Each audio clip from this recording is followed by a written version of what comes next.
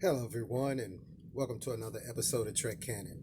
So, today I am going to be doing a review of Season 4, Episode 1 of Star Trek Discovery. All right, so I smile because everyone who knows my channel, everybody who watches anything they got to do with my channel, should be very familiar with how I feel about Discovery ever since season one, and then season two, and then season three.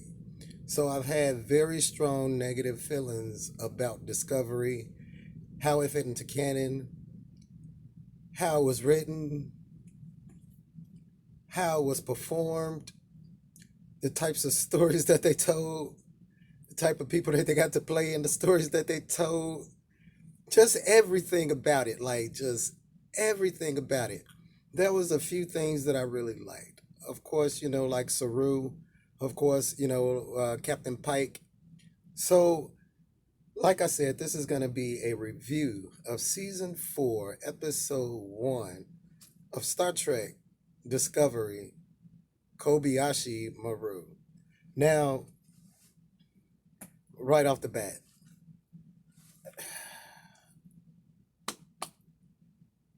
I,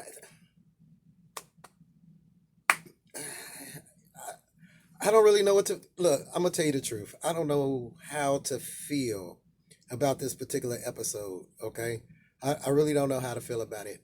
On one hand, they did so much. There was so much greatness in this, and then on the other tip, there was some things that I was just like, you know. So let's get into it. All right. So the first thing, Kobayashi Maru, all right, off of the legendary Starfleet Academy test, all right, that is impassable, where the only person who was able to successfully complete the Kobayashi Maru was Captain James Tiberius Kirk, where he cheated, programmed the computer to allow him to win the no win scenario, and thereby go down in Star Trek history. All right. So now there's a lot to unpack in this particular episode. And I wish I could start from where I really want to start in this episode. So just before we get into everything, I want you guys to know spoilers, but y'all know how I roll. So, of course, if you haven't seen the episode, go ahead to Paramount Plus or wherever it is that you uh, digest your streaming uh, things from, get your streaming pleasures from, and by all means, check it out. Come back and revisit the video and leave some comments and everything. Let me know if I missed anything, didn't touch on anything. Maybe you got some things incorrect in your eyes, and maybe we could talk about it. Man, we could talk about it. So, like I said, I was finally happy to see a new species in Star Trek. When it opens, they're in a negotiation with a former Federation species. And I wish that this was a species that they had shown back in the day. But remember, this is the Federation spanned hundreds of member worlds, and its mission is to seek out new life and new civilizations. So I guess if you belong to part of the Federation, we don't really need to know about you. But there are a lot of members of the Federation that we don't know about. And this particular species was very interesting. Just their whole planet, the vibe that I got from them. They were very suspicious, very untrusting of the Federation because some stuff happened, I guess, before the burn that kind of had a fallout. So Burnham and her guy was there to deliver some dilithium, which was needed on that world, and repair the relationships. Now, I wish that they would have got a little bit more into, say, the species culture and what was up with them and the butterflies and, their symbiosis with stuff like that. And right off the bat, they start going into the pew, pew, pew, pew, pew, pew, pew. And at first I was thinking to myself, it's like a lot of gunfire. I'm sorry. It's like a lot of energy weapon fire coming at these two cats. and they not getting hit. And they mention it between them two, and come to find out that it's some kind of magnetic interference, which, like butterflies, is interfering with their navigation. So they determine that their planetary satellite system is off and not able to correct for this particular issue. And while under fire, asked the Discovery crew to go ahead and deliver dilithium to these satellites, which corrects everything, stops the gunfire and everything like that. We get the chance to see the Emperor, and the Emperor looks so familiar, and I swear I want to have to look him up one day and figure out what actor is beneath that makeup.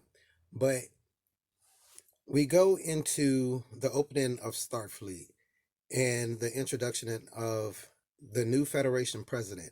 Now, it's very rare in Star Trek canon on TV or in the movies, actually. Actually, the movies is probably one of the only rare places that you will see an actual Federation president present somewhere. So it was interesting to see her because from right off the bat, I could tell that she kind of reminded me of Zial as far as her features went from Deep Space Nine.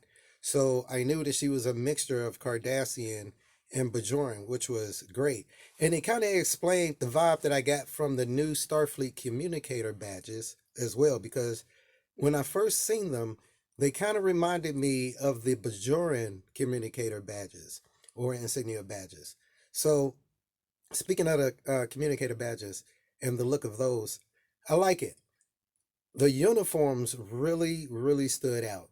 Whoever was behind the costume design of the new Federation outfits, the dress uniforms, the casual uniforms, all of that for the new season of Discovery, they kicked ass. They really did that thing. So hats off and kudos to those guys because those uniforms were tight. They beautiful. I wear those one day out to a Comic-Con, man. Those represented Starfleet well. We'll put it that way. Now, I don't know if you guys noticed as they were walking, Booker and um, Burnham were walking down the corridor. She stepped aside for what looked like a tribble that was going around the corner, and I'm very familiar with the species that's been shown on TV. And I know it's 1,000 years in the future, so I'm wondering if the tribbles, because of their fast reproductive rate, it also mimicked into, I guess it also crossed over into their evolutionary, they spec into their evolutionary points, as my man from Tirzoo would say, and actually got some intelligence to where they could serve on a Federation Starfleet vessel in some capacity. But if that wasn't a tribble, it looked just like one, or, a small cousin that. But um, let's Booker. I got to talk about Booker's ship. It looks really cool when it does the spin and go apart and fly through things. And I guess if I really put my mind to it, I can understand the benefits of a ship design that can do that. Say going through asteroid fields, going through smaller crevices that maybe the bulk of your ship wouldn't be able to get through. But as a person that's into engineering, I gotta ask, right? So when it separates, is that does the ship like close the bulkheads, or does it erect some type of force fields and stuff to close off the corridors? When it, because it looks pretty instant when it does that. So I would love to see the engineering specs of how they propose all of that works. Now going back to the Federation president, the vibe that I got from her was really good, uh, as far as the speech that she gave to the Federation cadets and the talk that she had with Burnham afterwards. Now, I can understand Burnham's reluctance at having a Federation president on board the ship, especially when you're going when you're about to go out on a potentially dangerous mission. But And just like the admiral decided not to jump in and say anything, is because, like he explained to Burnham after the president left, it is her ship. You know, she can get on. She don't need her permission to get on the ship at all. She was basically giving her courtesy, even letting her know that she was coming on board. Now, let's talk about. Oh, and one of the background things that's going on is that Booker's nephew, uh, from his brother that we met in season 3, they're having, I guess, some type of coming of age ceremony or something like that, which I really like the culture and the the civilization that those empaths have on that world. Now, side note, right? It was this it was this moment on that world where Booker and his brother was standing out there in the forest, right? And they seen all these birds just take off from the forest, man. Hundreds of birds, man, just start bouncing. Now, I chuckle because I think one of the next scenes on that planet was Booker flying his ship around to figure out what was going on with these birds, because they both was like, yo, something up with these birds, which means there's something up, there's something going on, right? And I had to chuckle to myself because I was thinking to myself of those times where I used to see those monster movies back in the day, where something bad was coming, whether it be a tsunami or the alien or the forest monster or something like that, or and you see all those mice, animals running past and all that kind of stuff, and my Caucasian brothers and sisters would just be standing there like, huh, I wonder what's going on with these animals, or to get even simpler, to be the dog barking in a house or something like that. Obviously barking is something, man. One of those barks to let you know that something's up, and they just be sitting there, shut up, all that noise, and then next thing you know, stab, stab, cut, cut. Nah. So anyway, I'm sorry, I just had to say that, man, because they handled it totally different. He was like, look, sums up, sums up. We need to go check this out. We need to be on alert. So Saru, of course, in last season decided to go back to his home world, with the boy from the burn planet, and basically raise him on that world and become an elder and advisor, basically, not only to the Federation but to of his planet. So Saru still awesome. Saru is still just one of the coolest, level head, easy to talk to. Saru reminds me of one of those people that you could just walk up to, and every time you interact with them, you learn something new. You get an epiphany about something. You get an understanding about something that you just that you just will blow your mind. He Saru has that about him. He has, whenever he says something, it has a purpose. It has a reason or an impact to it. You know what I mean? Saru just don't be talking just to be talking, so he's always a cool cat. Now, I wanted to talk about the Archer space dock because that was nice. The Archer space dock was nice, and when they show when they when the shot came up of the space dock itself, I like how the music switched to the Enterprise music from the show. Now, the Voyager ship that was in the space dock, how it had the separated or the detached nacelles. That shot, I liked it. I'm not gonna lie. I didn't even really start to consider why would you detach your nacelles. None of that. I just thought that that was a really beautiful shot, and I think I'm gonna have to put that on the screensaver one day because that was all right with me. Now, as I was saying, the president decides to come on board and everything like that, and they go black alert, and they jump to the situation that's moving the plot along. And what's going on is that there is a space station that's spinning out, just spinning fast. It's just all jacked up, right? And the structural integrity is going to fail soon because, of course, it can't take this torque that's on these forces that's on the ship. So what happens is, of course, Burnham decides to beam some people over, and well, not beam some people over because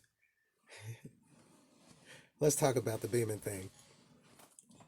Whenever there's a problem with the transporters, all right, there's a lot of techno jargon that they'll spat out, but you'll recognize it if you watch a lot of Star Trek because it's canon to that particular device. Now, the things you'll normally hear when something goes wrong with the teleporters is, it's a problem with the pattern buffers or something like that, or the the particle alignment, field, or maybe the targeting scanners is off, maybe the buffers is doing this or something like that. You rarely ever hear about the Heisenberg compensators. So I smiled when Stamets mentioned that. Now, oh, by the way, the doctor, he's still always a groovy dude to me. Still always one of the grooviest dudes. And by the way, he wear his uniform smooth. I'm not, I'm not, but the doctor looks smooth in his stuff. He's a smooth dude. It was this old magazine back in the day called GQ, right? I could totally imagine dude on the cover of GQ in one of those, laying back, with his hair laid, doing this thing, right? See Starfleet uniform and his doctor's outfit, always smooth. But the Heisenberg compensators, and I'm gonna explain those real quick because it's very, very, very, very rare that they put that in Star Trek as techno jargon whenever they're doing something with the teleporters or the transporters. All right, and basically what that is of course Dr. Heisenberg came up with the theory that or the Heisenberg uncertainty principle, where a state of matter and an object can be in various states depending on not being observed or being observed. Okay, so basically, it's there or not if you're looking at it. So that was one of the problems with trying to pin down, uh, mapping out, identifying, locking on, and actually teleporting an object in Star Trek canon. And of course, Star Trek canon tries to mirror or mimic real physics and real science. So of course they have to compensate for this particular uncertainty of where these particular molecules and atoms would be. So the base thing that they come up with, man, to call that particular piece of system in the teleporter was the Heisenberg compensators, man. Of course, come on, man, it's the Heisenberg compensators. So that was cool how they put that in there. Now, I know it's 1,000 years in the future, but we don't really know how old Morn's species can get.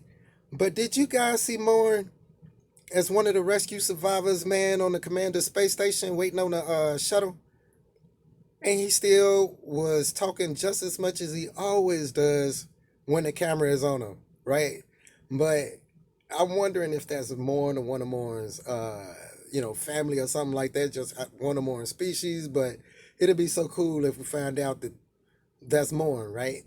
So, he's still looking good too, man. So, one okay, there's a lot of quotable lines that has become part of pop culture throughout the run of Star Trek. The goods of the many outweigh the needs of the few of the one. The needs of the one outweigh the needs of the many. Let me see. He's dead, Jim. You know, the ship can't take no. We can't. The ship can't take much more of this, Captain. But I think that there's going to be one from Discovery that's probably going to be added, and I think it is so cool in its simplicity, but it's profound in its meaning. And it's something that the president said to Burnham. She said that a question doesn't imply questioning. Okay. And so that ain't my quote. It's from Madam President of the Federation of 1,000 years in the future. But a question does not imply questioning, because she was like, "Are you questioning me?" A question doesn't imply questioning. I thought that was pretty smooth to say. So Burnham, now all the while that Burnham's going through all of this stuff that's going on, we find out that there's this outrageously large frozen methane storm that's starting to impact the station, the whole area, right? So she smartly decides to go in close to the station and extend the shields around them, something that's totally canon and has been done multiple times throughout Star Trek history. Now, the thing is that all the while the president is sitting here and she's taking notes, and she's side note again. I I'm getting used to the controls that they use in Star Trek Discovery. If you think about the progression of technology, right? If they had touch screens, you know, I'm finna show my age, right? So back in my day, when I was a kid, we didn't have touch screens, we didn't have flip phones, we didn't have cell phones, we didn't have pads, none of that, right? So if you think of the time between when I was younger and now, and the progression that technology for displaying information, for indicating things, has progressed over that short amount of, I'm gonna say short, yes, I say a short amount of time, right? Over that short amount of time, then what will the next that block of time present? And if you put it in the terms of a show that is supposed to be depicting itself 200, 300, or 1,300 years in the future, then their interfaces should reflect a lot of that. And if you think about it that way, the controls and interfaces that they use seem dated based on the amount of time that's passed, up to where they are. They should have some kind of neural interface or something like, hell, they had neural interface back in the normal Star Trek days. But anyway, so we find out that there's this phenomena going on, some type of gravity phenomenon, and the lens and effect that they put, you know, the lens and effect that they put with the gravity phenomenon is really cool because, like I said, Star Trek mirrors current and theoretical science. So we know of the lensing effect that black holes and gravity has on space time. So it's nice to see them reflect that in the graphics and special effects in Star Trek. So Booker's world, man, oh, that hurt my heart. I don't know why him and his ship wasn't destroyed instantly, but that hurt my heart. That truly did. That truly hurt my heart. I'm not going, but that hurt my heart. So the conversation that this is what I wanted to talk about at the beginning of the episode, but I kind of wanted to go through a proper review. The conversation between Burnham and the president in the conference room at the end of the episode. And there is so much in that conversation that I should do an examination of just that conversation alone. All right. And the conversation was basically explaining the merits of the Kobayashi Maru. Now, all throughout Star Trek canon, whenever they explained the Kobayashi Maru, they just explained it as, well, the Kobayashi Maru is a test that's designed to teach you how to accept failure. Okay. And it's basically the most in-depth that they ever got into the explanation of Kobayashi Maru. And that was probably in the Next Generation episode where Wesley had went to Starfleet and was going to be taking it. So this was the first time that they actually bounced the merits and the, as far as the pros and cons of the lesson taught by the Kobayashi Maru.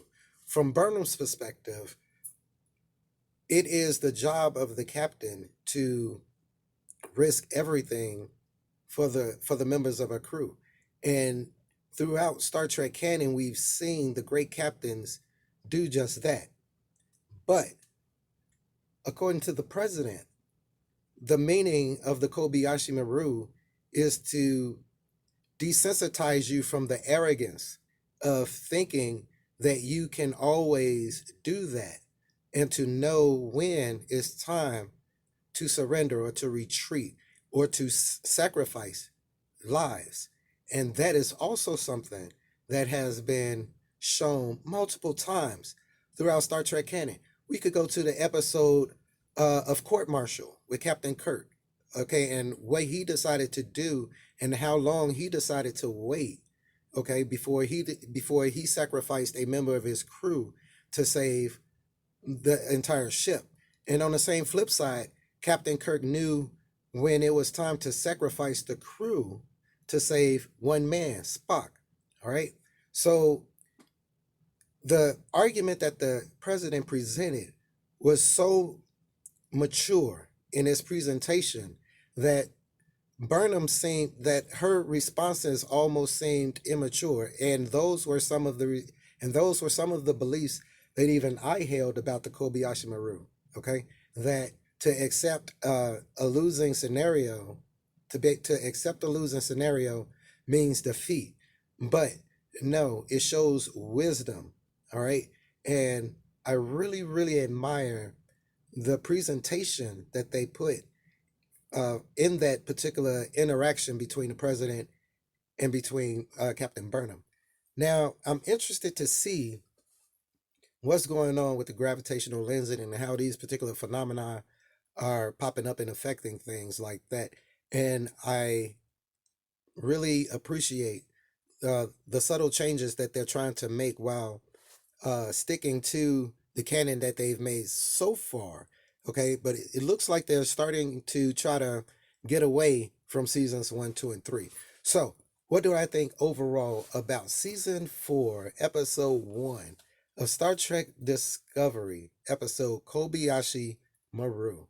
I thought the episode was really intelligent. I thought it was intriguing. I thought that the interactions and arguments made in the episode shed a light on different perspectives that many people may have about different ideologies held within the Star Trek universe and within Starfleet itself. Okay. Um, I really liked it, and I'm actually looking forward to episode 2 of Discovery, man. Like, don't tell me what's the world coming to if Discovery gets good, and then we have Prodigy. Well, by the way, I've been wanting to stay away from reviewing Prodigy just for a few episodes, and I wanted to dive into Prodigy when there was something really worth talking about as far as Prodigy goes, because you know that's how we roll. But so uh, I liked it. How did you guys like it? Let me know in the comments. Let's talk about some of the things that some of the theories that you guys may have about what's going on with this gravitational lensing. Did did did they do a good job at presenting a new direction in Star Trek Discovery? Because I know if they made me interested, I know a lot of you probably are going to be interested in episode 2 and what they have to offer for this particular season as well. So thank you guys for watching. I know this video went a little long. It was a long review, and please subscribe if you haven't. And as always, peace, recycle, and save the whales. You guys be cool.